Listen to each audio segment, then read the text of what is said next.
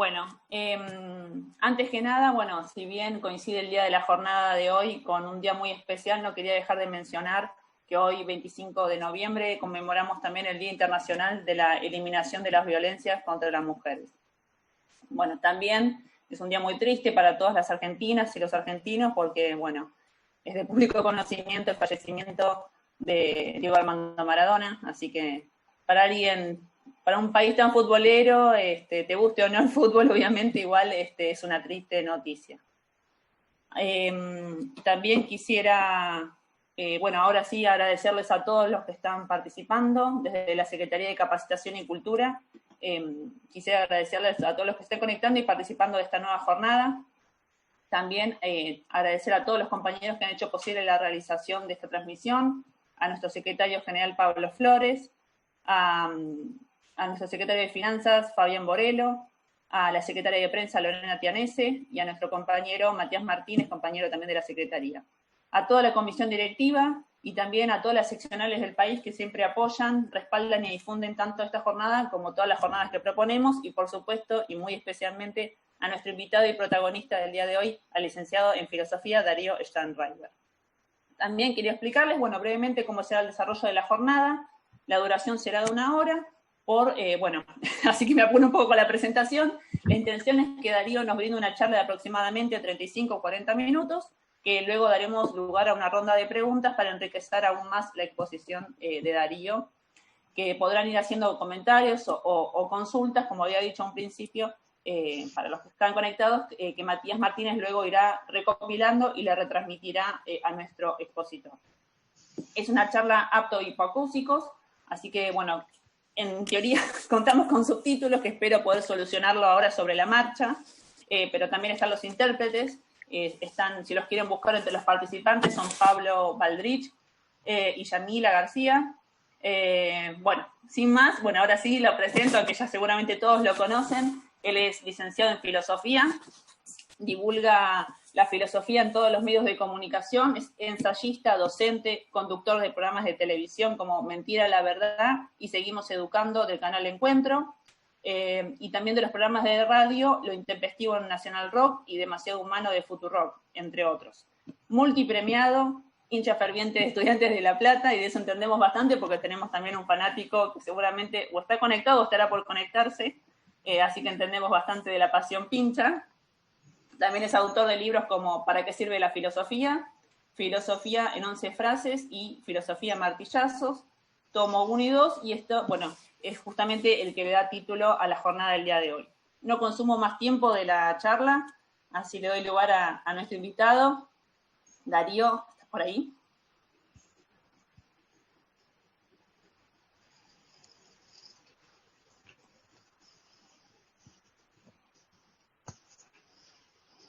A ver.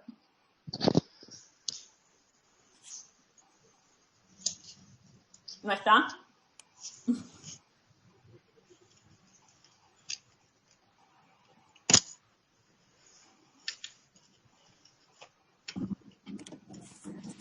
Día complicado si los hay hoy, ¿eh?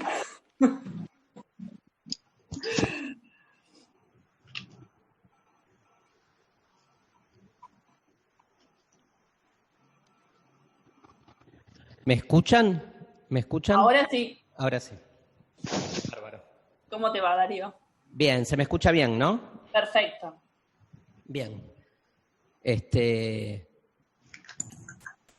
Que es muy loco cuando todos estos meses dando un montón de charlas por Zoom.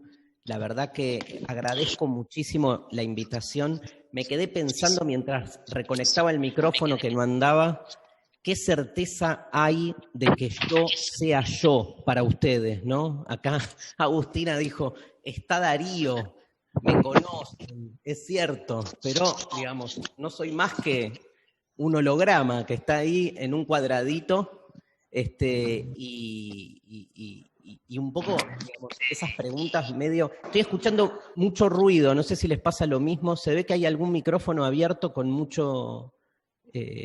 a ver si alguien... Ahí está.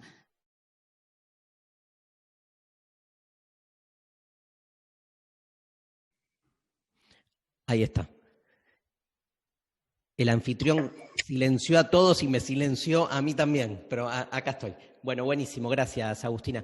Digo, eso, ¿no? Digo, ¿cuántas preguntas empezaron a surgir en estos meses que nos animamos a hacernos preguntas así un poco anómalas?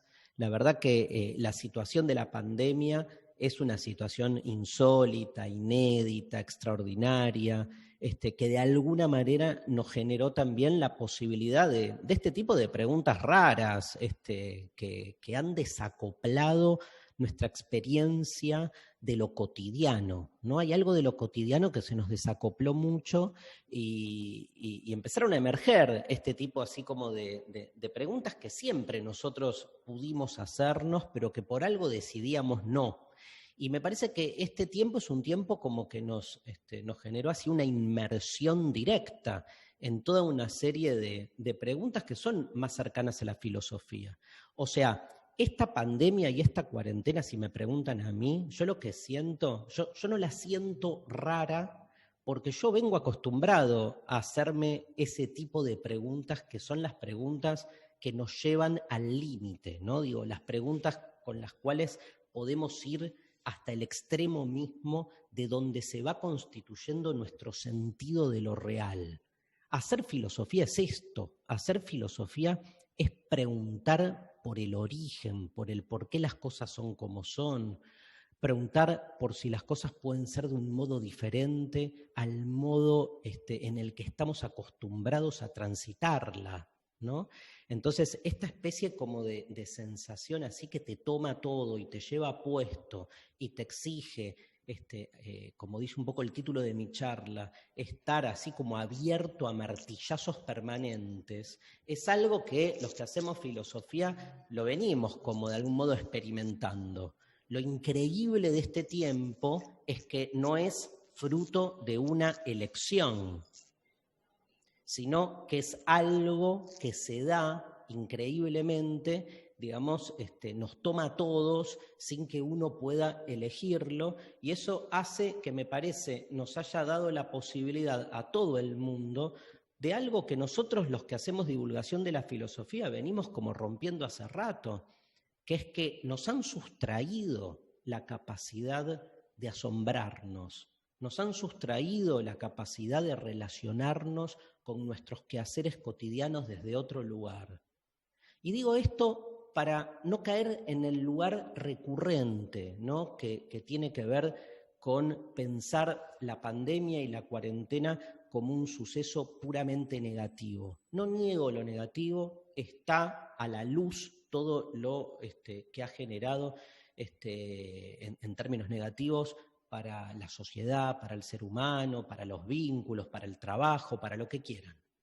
Ahora, ¿qué otra fisura se generó? ¿No? Me parece importante, porque si no es como relacionarnos con la pandemia del modo en el que parecería que es el único posible y que suelen ser las formas en que en general eso que se llama el sentido común nos exige o nos obliga a pensar.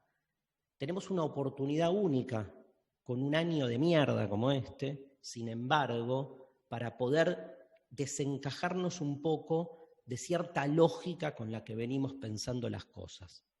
¿Qué es el sentido común? ¿Por qué me quiero escapar del sentido común? Y eso está un poco en la clave del título de mi charla, que es Filosofía a martillazos. ¿Por qué la filosofía se hace a martillazos? ¿Y qué significa dar martillazos? Vamos por parte. ¿Qué es el sentido común? El sentido común es la forma en que se piensa. Y subrayemos SE, la forma en que se piensa. ¿Quiénes piensan en el sentido común? ¿Qué significa la forma en que se piensa? Hay un pensador que se llama Heidegger, que dice que el sentido común él lo define como el impersonal se. El impersonal se, SE, ¿sí? Ahí lo escribo en el chat, miren, el impersonal se, SE. Pensamos lo que se piensa, sentimos lo que se siente. Y lo peor que dice Heidegger, deseamos lo que se nos induce a desear, digamos, de un modo así como más categórico. O sea, es impersonal porque uno no lo reconoce como algo propio, sino como que nos vemos insertados en un mundo que no sentimos propio, ¿sí? No se ve lo que escribí, perdón. Fue a alguien nada más, acá está, acá va, perdón. El impersonal, me quise hacer el gran manejador de Zoom y me salió como el orto. Ahí está, ahí fue, el impersonal C. Ahí está, ¿no? ¿Lo ven? Sí. Digamos, lo que tiene el impersonal C es esta idea de que es impersonal porque uno no lo siente como propio, sino que está siendo pensado por el impersonal, está siendo deseado, estamos siendo sentidos. Pero acá viene la paradoja, no nos damos cuenta o nos creemos que es algo que nos sucede a nosotros. El gran éxito del sentido común es, vamos a decirlo así, industrializar nuestra autonomía, que es la gran paradoja del individuo, creernos que somos libres y autónomos y en realidad estamos repitiendo y reproduciendo lo que todo el mundo cree que dice, siente y desea de manera libre y autónoma. Ese impersonal C es muy fuerte porque cuando uno se corre de ahí, se siente raro, se siente anómalo, se siente extraño. Y la filosofía genera eso. La filosofía consiste en una serie de preguntas que te corren de ese impersonal C, de lo que se piensa, de lo que se desea, de lo que hay que ver. O sea, no podés no estar hablando de Maradona hoy.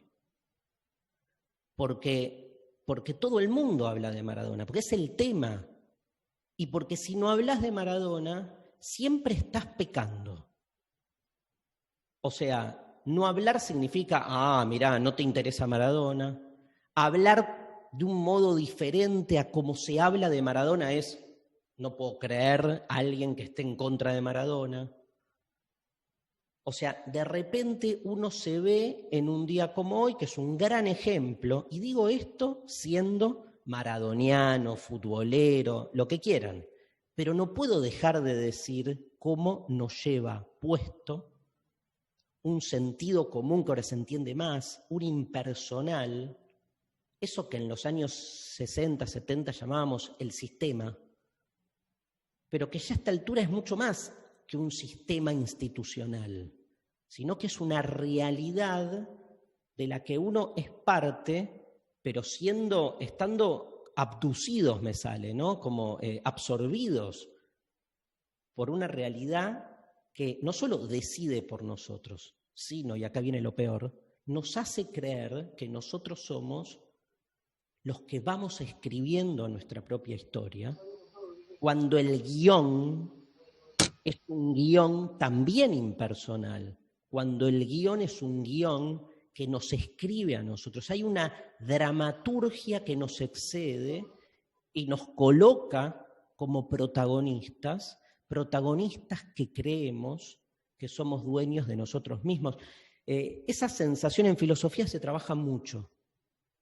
Esa sensación borgiana, no sé si leyeron ese cuento de Borges que se los hiper recomiendo llamado Las ruinas circulares, que es un cuento de Borges donde hay un hombre que se va a una isla a soñar a otra persona y la sueña durante años sabiendo que tiene la capacidad, soñando a otra persona, de darle vida. Y finalmente logra, después de muchos años, terminar dándole vida a ese sueño que él tuvo que soñar a una persona entera. Esa persona cobra vida, pero nunca sabe que es producto de un sueño, ¿no? Y entonces el soñador en ese momento, dice Borges, vive el estremecimiento de darse cuenta que si él pudo darle vida a una persona irreal a través de un sueño, ¿por qué él no es el sueño de otro? ¿No? Yo creo que algo de eso se juega en todo esto que estoy planteando, que es darnos cuenta hasta qué punto nosotros que nos creemos, que decidimos, estamos insertos en un sistema que de algún modo decide por nosotros, pero decide, repito, en el peor de los lugares, haciéndonos creer a nosotros que estamos decidiendo. Me acuerdo cuando me enamoré por primera vez. Tenía 11 años, estaba en 6º grado y me había enamorado de una chica de 7º que se llamaba Marcela. Y entonces me acuerdo que le dije a mis amigos que estaba muy enamorado y mis amigos me dijeron, no cabe, no da estar, o sea, primero te hacían como medio bullying porque no te podías enamorar de alguien de otro grado, pero además cuando yo dije, voy y le voy a declarar mi amor a Marcela, ¿sí? Siempre no tuve ningún prurito en ir y decir lo que me pasa. Entonces me acuerdo que un amigo que se llamaba Walter me retuvo y me dijo, Darío, no te conviene meterte con alguien de 7º. Y yo le dije, ¿por qué? Y me dijo una frase que me devastó. Me dijo, porque en 7º se besa. Yo me acuerdo que tuve una arcada en ese momento y dije, ¿cómo se besa? O sea, claro, en 6º todavía no dábamos besos en la boca y un noviazgo era nada. Era un noviazgo en serio, era hermoso, era estar con alguien, charlar, yo qué sé, darle la mano, estar en el recreo. En 7º, ¿qué pasaba?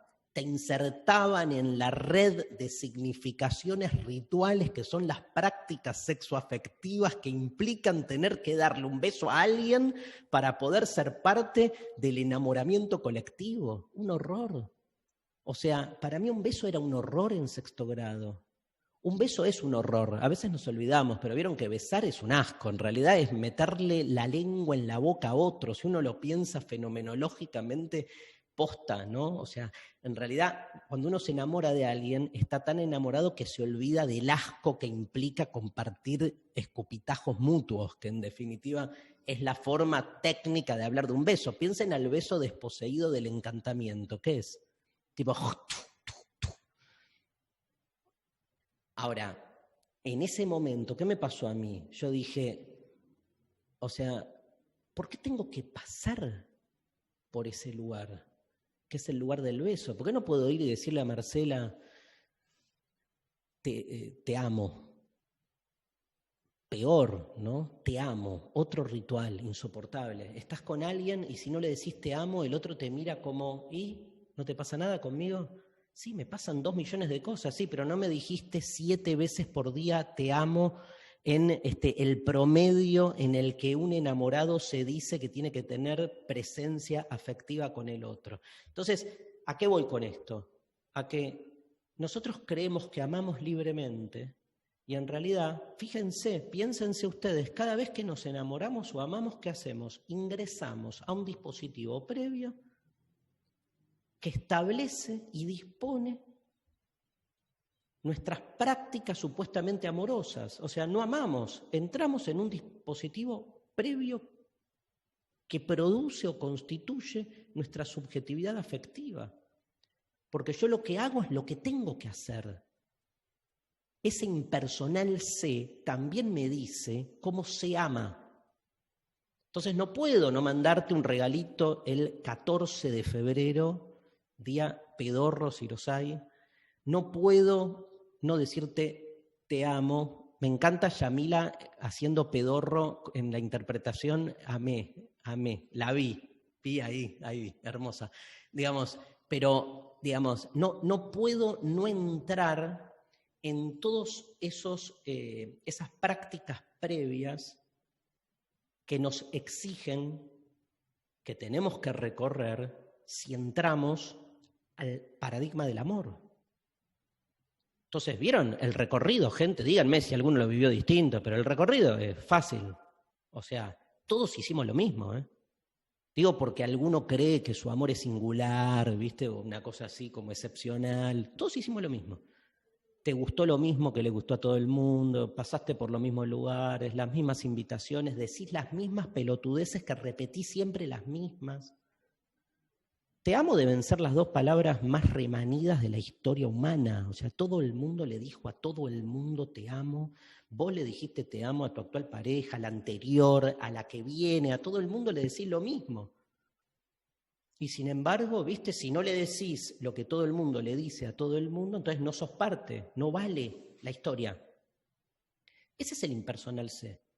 Ahora, yo la canchereo y digo, no, yo, viste, soy distinto. Y entonces me quiero salir del sentido común. Olvídate que consiga que alguien me dé pelota. ¿Por qué? Porque te vas del margen. Es muy fuerte el imperativo del sentido común.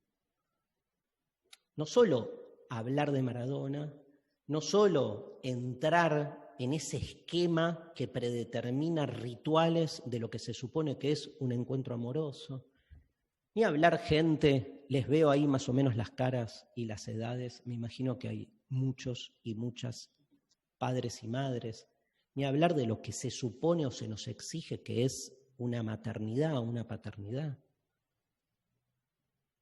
Ahora, insoportable, porque repetís esquemas. Yo creo que la pandemia nos sacó de ese esquema, nos dio la opción de como surfear en el margen, ¿no? En como eso. Me sale la idea como de caminar por la cornisa, caminar por la frontera, ¿no? Y visualizar los contornos. Y me parece que esa oportunidad, no necesariamente, digamos, eso sea bueno o malo, pero por lo menos nos desquició, ¿no? Nos sacó de quicio, eso, ¿no? Nos sacó de eje. Porque es tremendo, digamos, es tremendo. Voy al caso del amor, que me parece el más fácil. Muchas familias funcionan en un sistema capitalista de producción intensiva, donde se produce hasta la mercancía del amor, no jodamos. O sea, muchos sostenemos familias en un esquema donde a la mañana te despertás, haces siempre lo mismo, le das un beso a tu pareja, esos besos, viste, que es tipo, como que es así, como da lo mismo que estás besando a una persona, una pared, al aire o a un microbio. Te vas, le decís a los chicos que tengan buen día, te mandás unos mensajes, claro, te vas. Cuando volvés a la noche, yo creo que las familias se sostienen básicamente porque uno está todo el tiempo afuera, los chicos en la escuela, la pareja trabajando. Entonces el tiempo que hay de encuentro, de contacto, es un tiempo mínimo en el que, si nos ponemos un poco marxistas, lo que uno hace es reproducir su fuerza de trabajo, ¿no? Digo, uno vuelve del trabajo para que después de su cansancio diario pueda recuperar su fuerza en su casa, comiendo, durmiendo, sintiendo algo de amor. Y así funcionan. No te aburrís, no te cansás porque te ves poco. A los chicos los escuchás con una oreja, todo el mundo comiendo, mirando algún programa de televisión con un ojo y con el otro mirando el celular. Ahora, 24 horas. 24 horas con tu pareja. ¿De qué te disfrazas? Tenés que conectar. Ya no te podés ir a la mierda, volver, tenés que conectar. Ya saben que hay un colapso vincular insólito, ¿no? En este tiempo, pero ¿por qué? No porque esté bien o esté mal. Digo, hay muchas parejas que han logrado, digamos, ese sistema de la productividad, incorporarlo al hogar y que funcione adentro y que no pase nada. Pero hay muchos otros que le han dado lugar, para bien o para mal, ¿eh? Digo, colapso no significa que se haya cagado algo, significa que se haya salido de eje, que es lo que más me interesa. Porque para mí la filosofía es básicamente un acto de emancipación de ejes que se nos imponen. Y me parece que esta es una interesante oportunidad. Y a muchos les debe haber pasado de reconectar. Mirá, hasta recuperás cosas, ¿viste? Vos eras así. Me había olvidado, o no te había escuchado, o no sabía cosas. Ni hablar con los hijos. Yo en esta pandemia, si algo agradezco, es haber recuperado la posibilidad de pavadas, ¿no? Pero sentarme con mis hijos los días que los tengo a cenar viendo MasterChef, Celebrity, es nuestra actividad nocturna. Y el libro de Kant en alemán lo uso de apoya televisor, digamos, porque en ese momento lo que me doy es un permiso que antes no me lo daba, pero porque la normalización del cotidiano te llevaba a otro lugar. Y me cago en MasterChef, que igual me divierte, ¿eh? Pero se produce un acontecimiento ahí. En filosofía decimos, lo llamamos así, un acontecimiento es como una situación que no está planificada y que de repente genera la posibilidad de un apropiarse uno por fuera de ese impersonal C. Ahí es un buen ejemplo. Todo el mundo puede estar viendo MasterChef, reproduciendo lo que desde los medios y desde el sentido común se le exige a un espectador medio que ve el programa de mayor rating de la televisión argentina. Pero fíjense qué loco, y voy al caso Maradona, que es el mismo, o al caso del Beso, desde el mismo lugar, que es viendo ese mismo programa, uno puede redisponer la situación desde otro lugar. Entonces, no dejo de ver MasterChef porque no vivo arriba de la montaña. Y sin embargo, viendo MasterChef, circula en una relación padre-hijos otra cosa. Uno puede estar conmovido, obvio, ¿cómo no?, por lo que sucede hoy con Maradona. El tema es no entrar en la repetición vacua de lo que el sentido común exige que uno sea. Y yo creo que con la pandemia pasó algo parecido. Mi trabajo personal fue siempre tratar de salirme de esos lugares que uno escucha permanentemente en los medios acerca de lo que es el impacto del confinamiento. Yo siempre separo, ¿no?, la pandemia del confinamiento, porque si no es como confundir todo. Una cosa es cómo nos impacta una situación orgánica, concreta, que tiene que ver con un contagio, la pandemia a partir de la contaminación que provoca el virus. Y otra cosa es el confinamiento como instancia sociopolítica institucional, que me parece que son dos cosas distintas, ligadas, pero que nos implicó de manera diferente. Vuelvo a la filosofía y a su capacidad de asombro, ¿no? Hay un filósofo que se llama Agamben, lo pueden buscar porque es tremendo el tipo ahí lo escribo, miren, Agamben. Ay, se me fue de nuevo para Edith, no sé por qué me manda los mensajes, el impersonal C quiere que le hable a Edith Marina Arce, porque lo tengo seteado el Zoom para ahí. Edith, un gran abrazo. No sé por qué me manda el sistema con vos. Ahí va.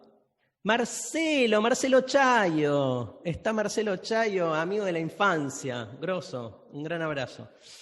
Bueno, me escribió por privado, pero me escribe por el chat. Agamben dice esto, miren, Agamben dice, les voy a decir esto que es una cosa absolutamente así como bien de, digamos, una cuestión de lenguaje en la que no reparamos en general. Nosotros llamamos distanciamiento social a una de las modalidades del confinamiento. ¿Qué es el distanciamiento social? Es estar aislados y no tener cercanía física. Agamben dice, ¿por qué no lo llamamos distanciamiento físico? Si en realidad lo que se nos exige en términos pandémicos es no contagiarnos los unos a los otros a partir de la cercanía física. Pero no es casual que le hayamos puesto distanciamiento social. ¿Quién dijo que se provocó una distancia en el lazo social? Ahí ya hay una intencionalidad. Porque el distanciamiento físico es una medida preventiva, médica y social. La rebanco, se reentiende. Ahora, otra cosa es ya ponerle el nombre de distanciamiento social y creer que lo que exige la pandemia para poder ser prevenida es como la interrupción del lazo social. Obvio que no, porque la estamos exagerando, pero es fuerte el término distanciamiento social. Es como cuando llamábamos al virus el enemigo invisible. Pará. O sea, no es una guerra. La guerra contra el virus. Aparte, enemigo invisible en este país. Googleen a quién llamamos enemigo invisible en los últimos 50 años y no usamos mal la metáfora. A mí me preocupan las metáforas, porque somos constituidos, ¿se imaginan después de todo lo que dije? Por metáforas. O sea, nos hablan, nosotros creemos que hablamos como con el beso, como con Marcela, creemos que amamos, creemos que hablamos, pero nos están de algún modo también hablando, entre comillas, por decir así. Entonces, me preocupa mucho que la pandemia termine y las metáforas queden. Me preocupa que la pandemia termine, pero el confinamiento continúe, pero ya como un confinamiento mental, como una idea de que el otro es un enemigo, como la idea de que la distancia es una distancia social. Gente, se los digo, digamos, lógica. Para mí es al revés. Cuanto más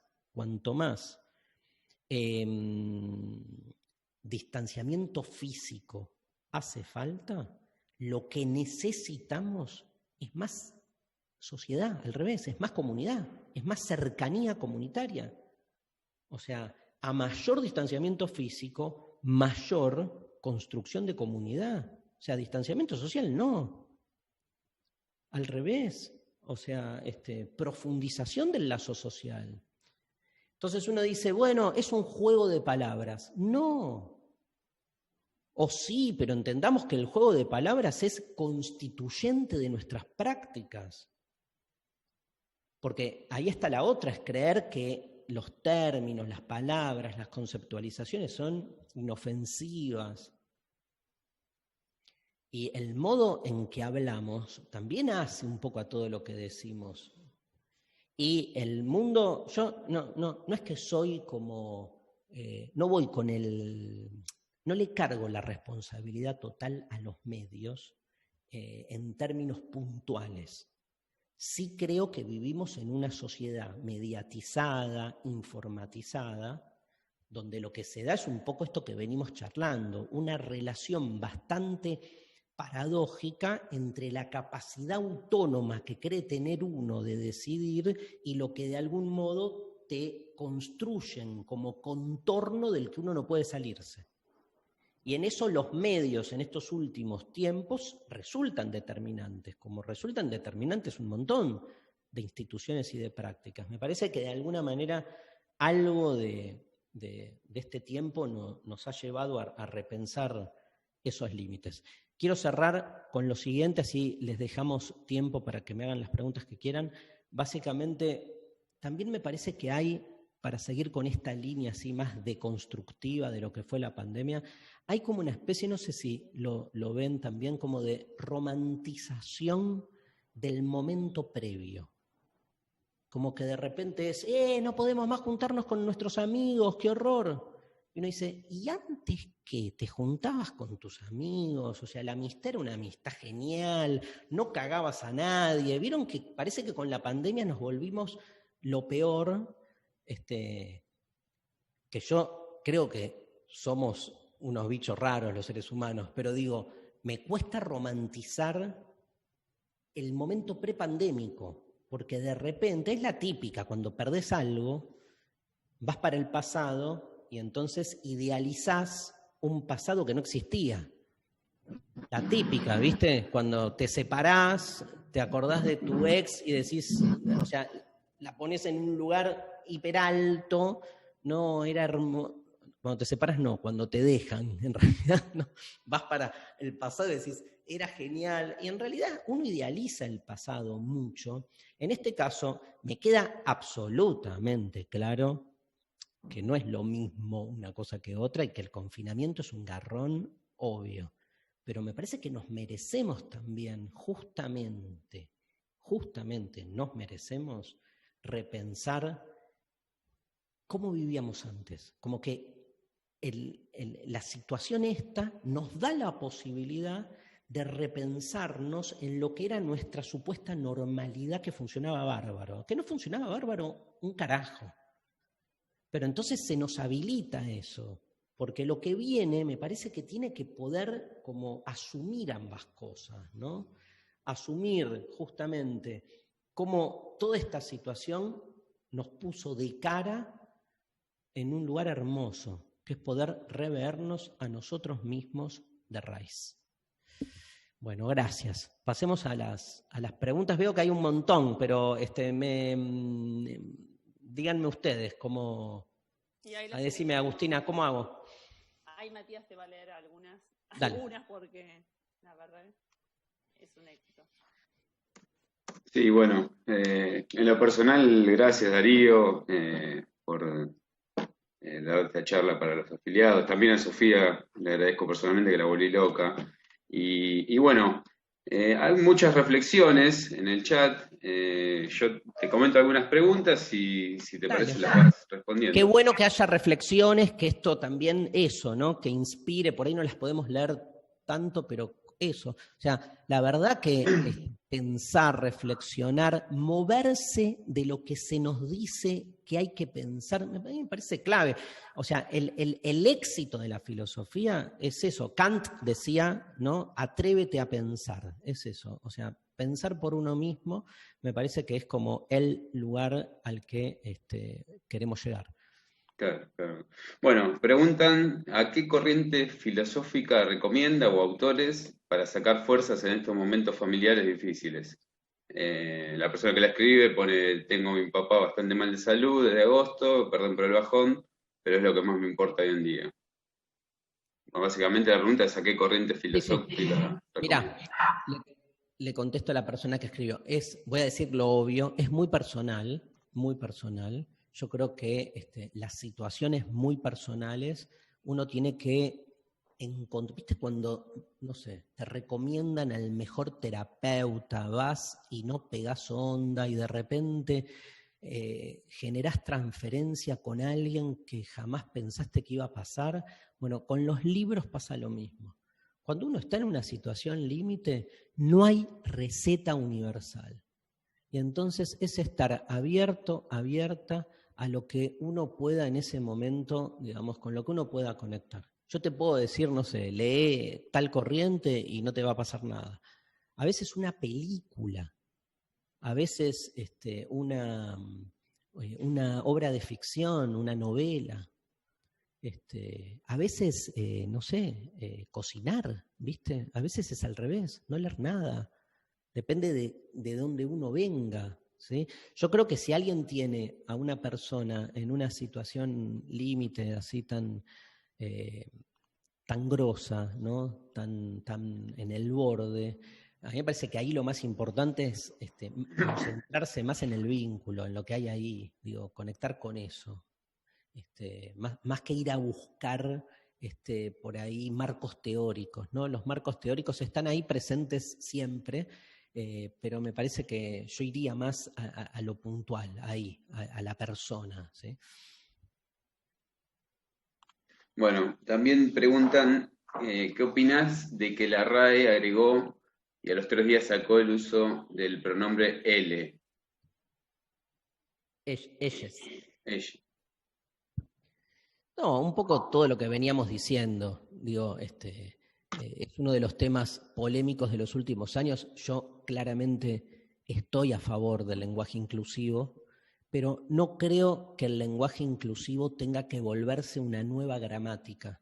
O sea, no me parece que el lenguaje inclusivo tenga que imponerse como una nueva manera de hablar que se constituya en una gramática oficial. lo más interesante del lenguaje inclusivo es que muestra que el lenguaje es político, que en el lenguaje también se cuecen habas. Entonces, yo el lenguaje inclusivo lo veo más como una alerta, como en realidad la posibilidad de repensar hasta qué punto cuando hablamos también construimos un determinado tipo de orden. Y me parece bien que cada tanto aparezca ahí, disrumpa, ¿no?, el lenguaje inclusivo como para decir, epa, acá hay minorías que de alguna manera necesitan, o exclusiones que necesitan tener su lugar, su voz. A mí esos alertas me parecen fundamentales y sobre todo entender lo político del lenguaje, porque en general los que están en contra del lenguaje inclusivo suelen argumentar a favor de la neutralidad y pureza de la lengua, de su no degradación, ¿no? En general las reacciones son esas, digamos, está clara la normativa lingüística, ¿para qué moverla?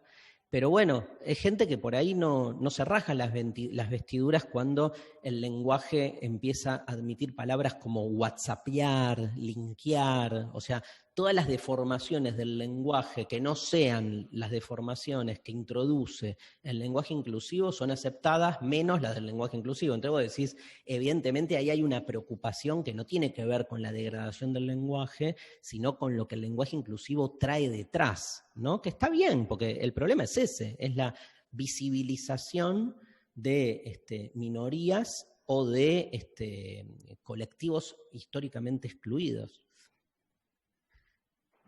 Bueno, acá hay una reflexión que me pareció interesante leértela por esto de cuando empezó la pandemia, que vamos a salir mejores, que va a sacar todo lo bueno. Dice, la pandemia nos mostró que no por más cercanía somos más sociables, ni más solidarios, ni más empáticos.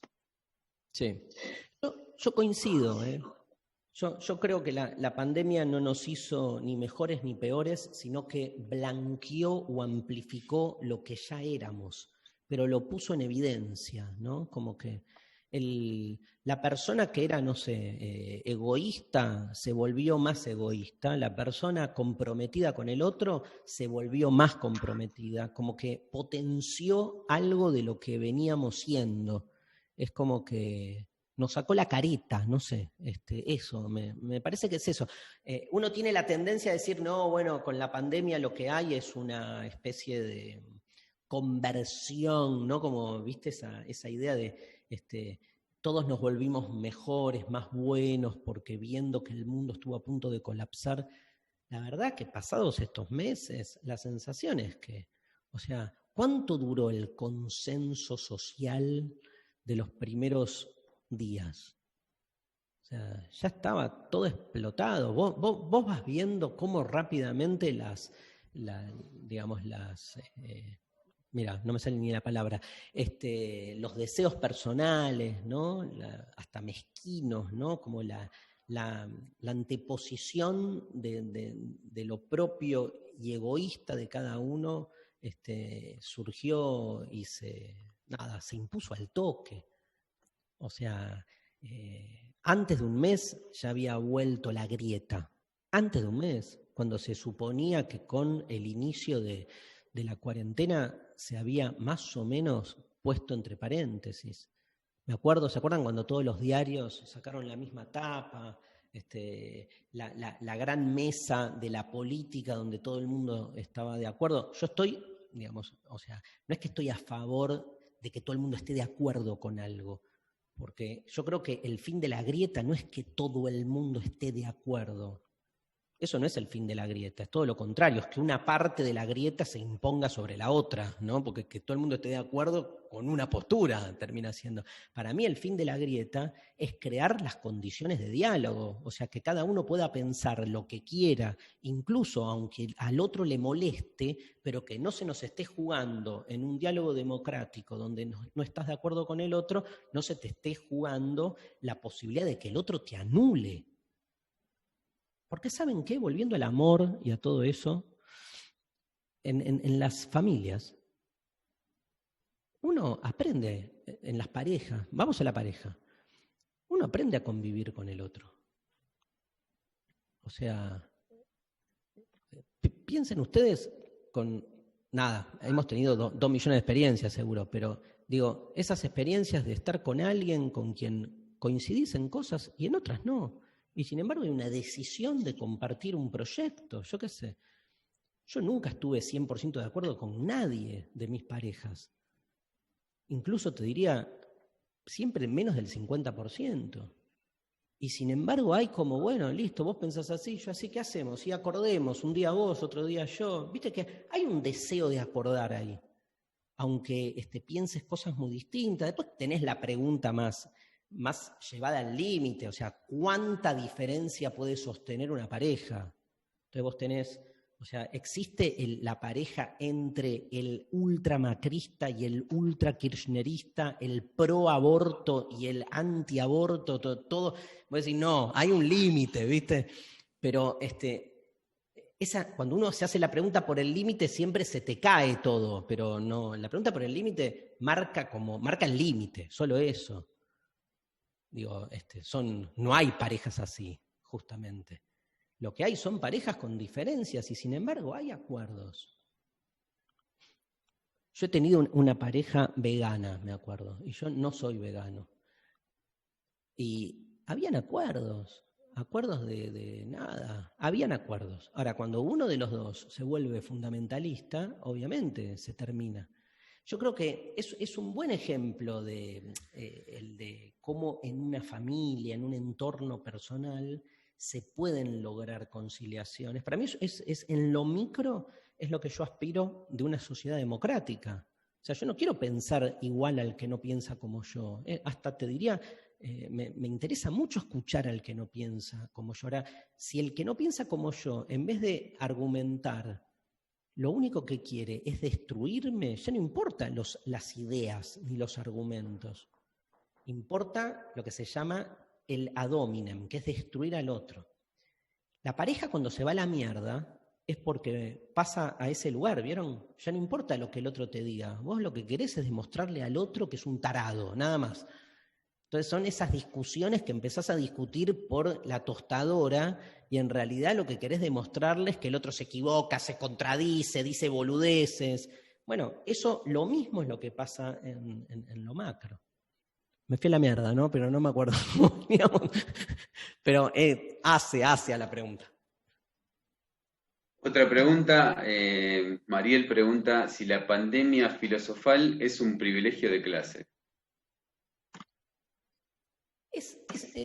Gracias por la pregunta. Yo creo que hay como un prejuicio en general, muchas veces, y tomo lo que pregunta Mariel y lo llevo en general a la práctica filosófica. Muchas veces en entrevistas así me dicen, bueno, pero el tipo que labura 14 horas por día no se puede hacer preguntas porque no tiene tiempo. Entonces, hacer filosofía es como una especie de privilegio de clase, ¿no? Saben que yo trabajo de esto, que no soy un filósofo de la academia. O sea, yo hago divulgación. Y hago divulgación tampoco por una cuestión de que un día dije en mi vida, che, ¿a qué me dedico? ¿Me dedico a la divulgación y es mi profesión? No, un día me llamaron de un canal que se llama Canal Encuentro y me dijeron, che, pibe, nos gusta cómo das clases, ¿por qué no probamos un programa de televisión? Entonces, de repente, digamos, un proyecto público, que es un canal del Estado, decide invertir y apostar a una política pública que es la socialización del conocimiento. O sea, pensá, Mariel, para mí, digamos, a mí se me juega mi realización vocacional en que todo el mundo pueda hacer filosofía. O sea, yo hago divulgación más como una práctica política que como otra cosa. Digo, más allá de que sea mi laburo, y le debo todo a Canal Encuentro, obvio. O sea, sin ese marco histórico y esa decisión de una política cultural, no existe esto, que hacemos un montón de los que hoy hacemos estas cosas. Digo todo esto ¿por qué? Porque a mí me parece al revés. Me parece que la persona que está 14 horas por día, de lunes a sábado, laburando, es quien más se hace preguntas. Y el prejuicio es pensar que esa persona se vuelve una especie de autómata, cuando obviamente hay una intencionalidad de automatizarlo, y no les quepa duda que entre, no sé, operando la máquina o haciendo lo que sea, apretando un pedal o lavando los platos en un bar, alguien respira y se pregunta, ¿qué es todo esto? ¿Qué mierda estoy haciendo acá? ¿Por qué me tocó esto? ¿Por qué el tiempo pasa despacio? ¿Por qué me pagan esta mierda que me pagan? ¿Por qué hay gente que disfruta con lo que yo trabajo cuando lo que yo trabajo en realidad debería volverme a mí porque soy yo el que lo produzco? Y sin darte cuenta después en un diálogo que podés tener con ese alguien, le decís, ah, mira, ese es el concepto de plusvalía que aparece en los manuscritos económicos filosóficos. Te dice, no sé, o sea, yo no, y te vas dando cuenta cómo todas las categorías conceptuales, todo el mundo las tiene. Sócrates, cuando explica lo que es la docencia, él dice que su mamá era partera, ¿no? Y él dice que él aprendió de su mamá justo el arte de hacer parir. Él decía que la madre, como toda partera, lo que hace es guiar o conducir a que la parturienta tenga su hijo. Y que él es un partero de ideas, decía Sócrates. La mayéutica es eso, no vas a bajar línea ni a tirarle información a otro, vas a inspirar a que el otro encuentre las ideas que el otro ya tiene. Y entonces la filosofía, en general, el saber, la docencia, tiene menos que ver con darle al otro, llenarlo de contenidos que el otro no tiene, porque aparte es la idea de que el otro, el alumno, el estudiante es un ser carente, en falta, que vos lo llenás de ideas. El otro ya sabe más que vos a veces, por un montón de experiencias. Le falta orden conceptual.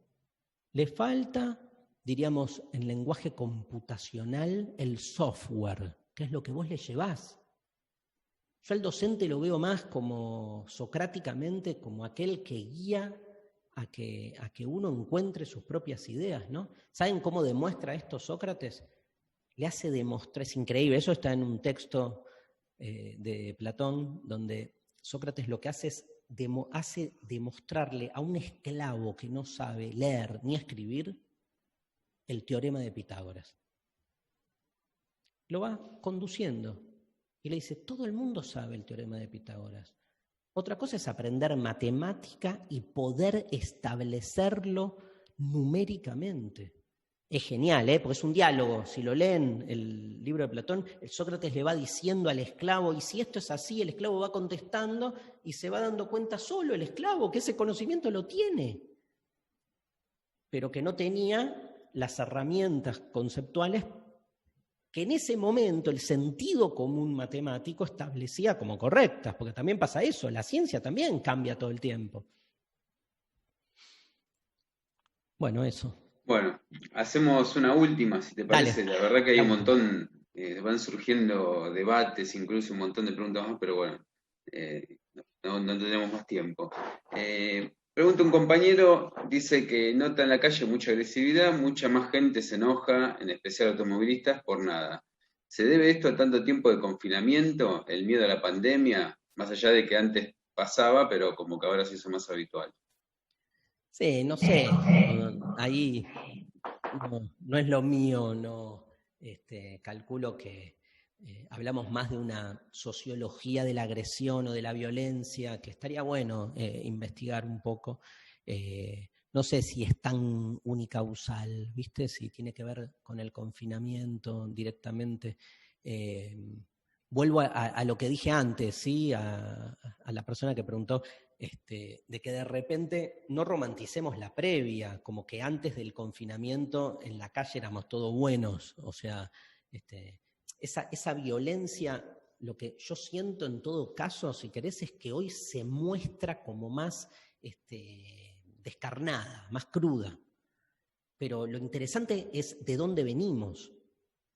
porque si no es pensar a la pandemia como una especie de situación excepcional y pensarla en sí misma, y entonces lo que hacemos es, de nuevo, romantizar. Romantizar significa idealizar el mundo del que proveníamos prepandémicos como que era un mundo increíble. Y en todo caso, de ese mundo del que proveníamos, que no era increíble, llegamos acá. La pandemia es más una continuidad de eso. Alguien preguntó por ahí en el chat sobre el origen de la pandemia. O sea, nos olvidamos de la explotación ambiental, de la explotación animal, de las formas de relacionarnos industrialmente con la naturaleza, digamos, de la medicalización de la vida cotidiana, de nuestra relación con los fármacos. Digo, todo hace un conjunto de variables, la alimentación, el individualismo, la negación del otro. Todo eso hace también a que hoy, después, en una situación como esta, se lo vea en su crudeza. Bueno, sabemos que quedan un montón de preguntas, pero bueno, habíamos dicho anticipadamente que iba a ser de 1 hora, así que Darío, Sofía, Matías, a todos los que veo también que están participando, no se desconectó nadie, realmente es súper interesante. Me alegro mucho también, aparte de leer, el nivel de preguntas, de razonamientos de todos nuestros compañeros, la verdad, excelente. Muy buenas. Muy buenas. De verdad, Darío, muchísimas gracias. Sofía, repito de nuevo, Mati, así que la verdad, un gusto y bueno, es uno de esos placeres que nos toca a veces poder ser parte de estas cosas, de tener que contar con gente como vos. Cualquier cosa, también para los que no pudieron verla y los que quieren volver a verla, la van a poder encontrar también grabada. Darío, 1.000.000 de gracias. Chau a todos. Gracias.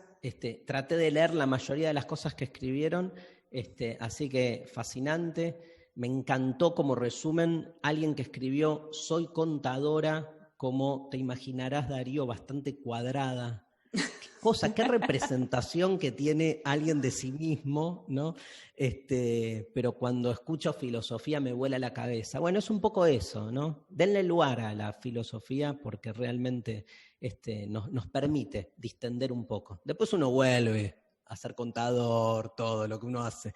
Pero es diferente cuando uno no se anima a salirse de sí mismo. Para mí ser libre no es tanto apropiarse de uno mismo como escaparse de uno mismo. Parece que la libertad tiene más que ver con eso.